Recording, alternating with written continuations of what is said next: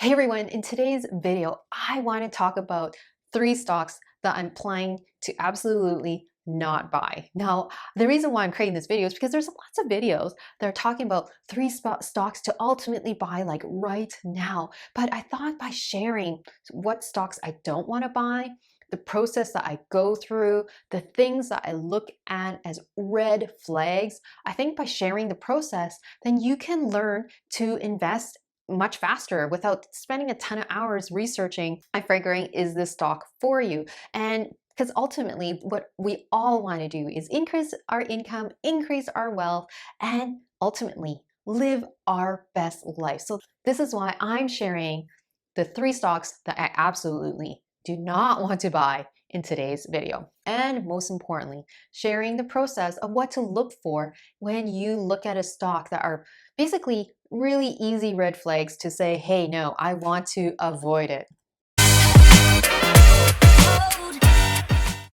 Hey everyone, if you are new to my channel, please hit the subscribe button and that bell notification so you get the latest and greatest videos coming to you on real estate, on stocks, to ultimately boost your income, increase your wealth so that you can ultimately live your best life. This is what this whole channel is all about. And I cover American stocks, I cover Canadian stocks, and I cover real estate investing. Anyways, let's get back with the video. The three stocks I absolutely do not want to buy, I have to be frank with you, some of them are not going to be that surprising, but some of them are probably going to be surprising because as I was looking at my comments below, some of you actually been asking me about these stocks, which kind of got me thinking like, I really should do this video and share my process of what to look for when it comes to stock picking. Now, the first stock I want to talk about is Air Canada.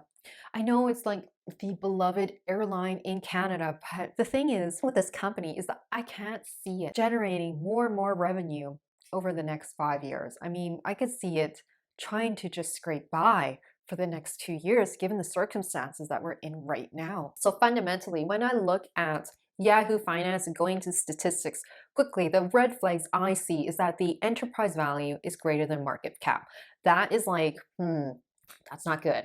Usually it gives us a sign that it likely has a ton of debt, because when the enterprise value is greater than the market cap, it tends to mean it has a lot of debt.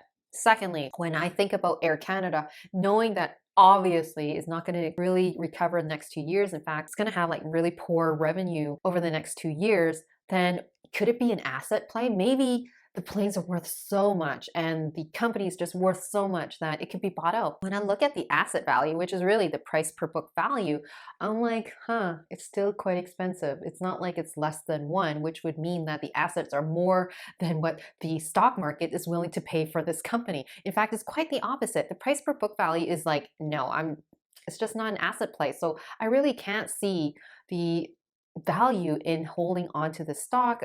In fact, I feel like it's going to underperform for many, many years, and it's going to take a while for this company to really turn around. The next thing I look at is cash flow.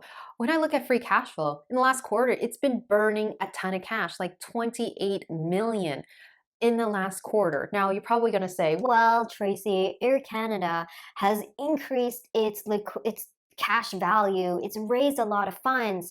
and you know what? You are absolutely right, because Air Canada is in the ultimate best position than it was in during financial crisis. It had a ton more debt, it had very little cash. So because of the 2008 financial crisis, they've done a lot to boost their cash and basically boost their reserves so that they can survive these crazy exceptional circumstances. But the thing is, I still don't like the fact that it's burning 28 million every quarter and there's no kind of seeing the light at the end of the tunnel, and I can't really see what it's going to do to help recover its revenue, because we're in exceptional circumstances. So I just don't see it in the next year or two what it can do to really not burn a ton of cash every single quarter. It's already laid off a ton of people. It's already raised a ton of cash so it can survive over the next upcoming quarters. But I just don't like the fact that it's burning a ton of cash every single quarter, and I see no light at the end of the tunnel for it to kind of like survive well and boost its revenue over the year. Now, some of you are probably playing the game like, well, you know what? Air Canada is the airline of Canada.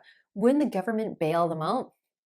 I'm just thinking maybe, But given that it's raised this much cash and it's already laid off a ton of people and the government actually hasn't stepped in, I just don't know. I feel like it's a really risky play. So, and there isn't a lot of upside over the upcoming year or two for this company. As much as I'm a Canadian, I really want to support Canadian companies. I just don't see enough upside value for me to make an investment in Air Canada. I see more downside than upside. So this is why I am staying away from this stock. Now, my next stock is Shopify, which is a e-commerce cloud platform where they service small businesses and medium-sized businesses. So essentially, they help them set up their e-commerce system by either providing the cloud storage, helping them set it up, and doing technical stuff. Now, I'm probably simplifying the business model a little bit too much, but essentially, their clients pay them a subscription or funds so that they can set up the e-commerce online. Now, the thing about Shopify is that it has shot up astronomically in the past year, and it's trading at like 1,000 times price per earnings, which I don't really care about. I mean, I get it, it's a growth stock, so people are really paying a premium for buying this type of growth stock, which is generating like 30% year over year revenue growth. Now, the thing I don't like about it is that its valuations, even like I'm looking at forward valuations, I'm looking at revenue projections. If it's able to sustain 30% year over year revenue growth, when I calculate the valuation, say 4 or 5 years down the road, even using analyst predictions, its price per sales ratio is still like really way too high for me. I'm looking at like just rough back of the envelope calculation, like 14, looking out in the future.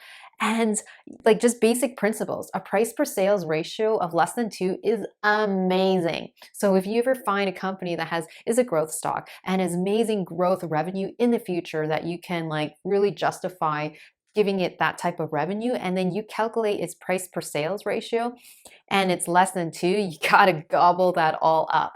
But for Shopify, I just still 14, and I'm okay to pay a premium for amazing growth stock, but price per sales ratio 14 is just still not compelling, like for many many years out. I mean, it's not like an Apple, it's not like a Google, it's not like an Amazon, and which has a price per sales ratio of 4 to 6. It has 14. And anyways, that's why I'm just saying I am not buying Shopify. The other kind of intel signs at a fundamental, more rudimentary basis is that if you look at the insider trading, the CEO has actually even been selling the stock. There's been a lot of insider trading in the company, selling its own shares, which is like just letting me know again, just re-emphasize the point why Shopify is just way overvalued. And this is like, please, if you're planning or you were thinking of buying it, I would just absolutely not even look at it right now. So of course, you can say some plus sides about Shopify. I mean, if you look at it from a fundamental basis, it's debt free, and it's actually even put in some cost measures to reduce their expenses, which is allowing all their employees to work from home permanently. I would say, like, of course, then there's obvious opportunities to boost the revenue, but even at 30% year over year growth, and I just don't know where it's going to be at 5 to 10 years from now. It's just not giving me enough compelling reason to just really dive deep into Shopify and do more detailed analysis to figure out, is it a buy right now? Just on those kind of basic principles, the fact that insider trading has been massive.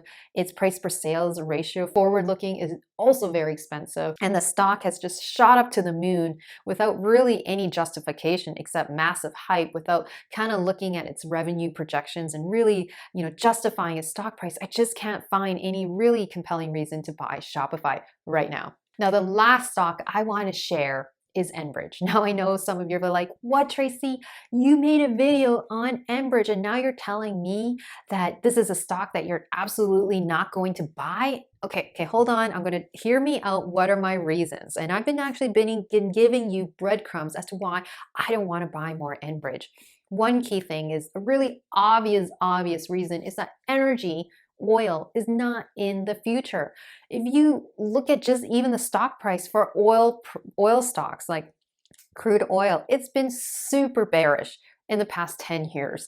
And I don't see kind of immediate, like massive recovery in the next 5 to 10 years for oil. The energy sector is just like, and the government is injecting a ton of money into renewable energy, into electric vehicles like the Ford, partnership recently announced. So I'm just saying the future is not oil. And so Enbridge is one of the oil related stocks because although they have, of course, beautiful reoccurring revenue, secured contracts, they are still kind of tied to commodity prices because, eventually both sides of the table have to make money. And if the oil producers are cutting costs when producing oil and just trying to break even with oil, and Enbridge has to distribute the oil from point A to point B, and the contract was like secured like say 10 years ago, they're probably going to want to reevaluate those contracts. So I just don't see a lot of huge compelling reasons to buy Enbridge because Enbridge is a dividend grower play. And what I mean by that is like not only is it a dividend stock, it's a dividend grower. It's been growing its dividends for the past like forever at a really double digit growth. And when I buy Enbridge, I'm looking to really double my dividends in 5 to 10 years. So if I buy it now and I collect, say, $1,000 a year, well, 5 to 10 years, I'm wanting to collect at least $2,000 per year, $3,000 a year.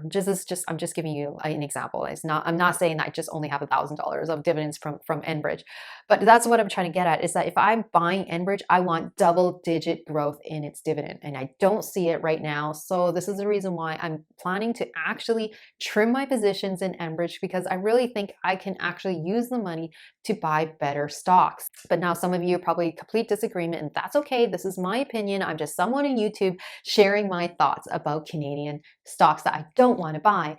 The other piece is that Enbridge, at a more kind of fundamental business level, has been increasing their debt in the past 5 years. Now, I totally get it. It's a company that has to increase its debt or has to increase the capital to really build more pipelines. It's a capital intensive company. In order for it to generate more revenue, it has to build more pipelines to get the oil to you so that they can secure more contracts and boost its revenue. But just knowing that business model, which is okay, I just don't like the fact that it's been increasing its debt like double in the past 5 years. And we are in exceptional circumstances right now. It should be really looking at trimming down its debt, and I don't see that ending. So this is another reason why, and I've been saying that in my video up here about Enbridge, why I'm not happy with Enbridge. Its dividends are awesome, but I just don't see a lot of double-digit growth in its dividends for the next 5 to 10 years. I don't see massive revenue growth. I don't see the oil prices really being bullish in the next 10 years. So this is why Enbridge is a stock that I am staying away from. So in summary, I just wanted to summarize like the kind of the process that I followed for those three stocks. So Air Canada, when you look at Air Canada, you're like, wow, it's undervalued. So probably some of you are like, it could be a value stock and you really want to gobble it up. But I gave my reasons. The price per book ratio was super high, meaning it's not an asset play. We don't see any upside when it comes to the value of the planes and really being like so worthwhile that it's worth more than the company right now in the stock market. So I don't see it as an asset play. I also don't see a lot of huge revenue growth in the next several years. So it's just got to survive in the next few years. And I don't see the government really bailing them out right now. So hence why I'm staying from Air Canada. I don't see it as an undervalued stock. In fact, I still see it as pretty expensive considering that the revenue that they generate right now. The second stock was Shopify, which is a growth stock. And I gave you breadcrumbs what I look for in growth stocks, especially when they're not making positive earnings because they are trying to gobble up the profit that they make, re-inject in the company so that they could grow. And that's okay. That's what a growth stock does with amazing growth. But when I look at the one metric I look at for growth stocks, which is its future price per sales ratio, which is based on its future revenue growth, I just don't see any compelling reason why I want to buy this stock right now, even if I'm planning to, of course, I'm going to hold it out for the long term, but even holding out the long term, I'm seeing that I'm not going to make really much any money and see more downside to this stock if I'm going to hold it right now. And this is why Shopify is not on my buy list. And the third stock is Enbridge, which is a dividend supposed to be a dividend grower, which is supposed to be a dividend play stock. But when I look at it and I look at the revenue projections and just the business model and the fact that it's really still tracks oil prices, even at a much lesser extent than, say, like a stock like Chevron or Shell, it's still in the oil sector. And because oil prices are very bearish in the next 10 years, I just don't see a lot of future in massive revenue growth in Enbridge. And this is why I'm saying it's not a dividend grower anymore. It's just a pure dividend play. And when I buy dividend stocks, I really look for dividend growth stocks. And Enbridge is just not fitting that category. Anyways, I hope you found this super helpful because I gave you a process for and kind of like breadcrumbs and tips and tricks on looking at undervalued stocks or value stock plays, a growth stock play, and a dividend stock play. Anyways, if you found this video super helpful and you think it's going to shorten your decision making when it comes to evaluating stocks, or you just found it super helpful, then please hit that like button, give me a thumbs up, and it lets me know to create more of these videos in the future.